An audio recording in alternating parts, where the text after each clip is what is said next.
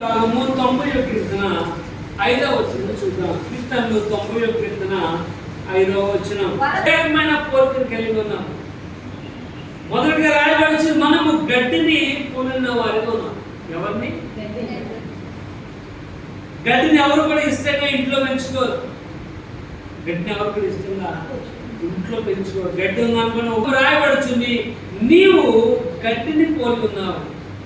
ఎందుకు గడ్డిని పోలి ఉన్నావు అంటే ఇక్కడ రాయబడుతుంది, వాడు ప్రొద్దున్న పచ్చగడ్డి ఎవరో చిగురించును, అది మొలిచి చిగురించును, సాయంకాలం పోయబడి అంటే ఓదని చూడవచ్చు 12 గంటలు మాత్రం. ఇప్పుడు నరుని యొక్క ఆయువు అనేది తగ్గిపోయింది. నరుని యొక్క చిన్నతనం అనేది తగ్గిపోయింది. నరులారా తిరిగి రండి అని ఆయన సెలవిస్తున్నాడు అని రాయబడుతుంది. ఆయన మనకు పిలుస్తున్నాడు కనుక సమయం దగ్గర పడుతుంది కనుక పచ్చగడ్డిగా ఉన్న మనము ఎలా ఉండాలో విధంగా వాక్య భాగంలో వచ్చి రాయబడుచుని, అది ప్రొద్దున్న మొదలు జీవించును, సాయంకాలం పోయిబడి నాచుతున్నాయి. తెల్లారగానే ఎంత అందం ఉంటాయి అంటే చూడండి, 1 పేతురు 1వ అధ్యాయము 24వ చూద్దాం.